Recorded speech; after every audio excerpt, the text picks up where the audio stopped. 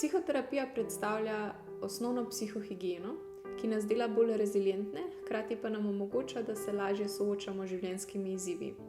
Njeno vodilo je v samospoznavanju, ki ga v določeni meri že upravljamo v našem vsakdanu, s tem, ko opazujemo naše vedenje, naše misli, vendar pa nam okvir psihoterapije nekako omogoča še presojo strokovnjaka na področju duševnega zdravja. Kot pravi Jung, koristno je, če se lahko izpovemo razumevajočemu poslušalcu.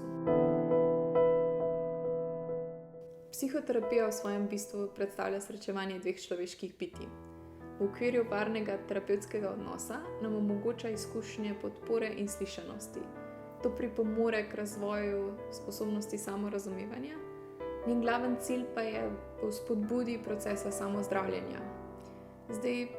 Pomaga nam pri osvobajanju vzorcev iz preteklosti, s čimer se nam odpira prostor za celosten razvoj osebnosti, kar nam pomaga, da se vrnemo v ponoven stik s samim seboj. Omogoča nam tudi udejstvovanje specifične človeške lastnosti oziroma sposobnosti učenja.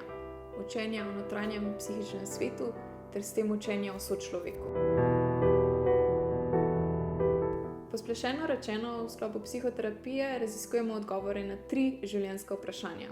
Kdo sem, kaj je moja poklicanost in kako delujem v skladu s svojo poklicanostjo. Učinkovita psihoterapija je individualizirana in s tem vpliva na spremembo perspektive iz stanja obstajanja v stanje bivanja, stanje odločujočega bivanja, preko katerega lahko prebrodimo življenjske izzive.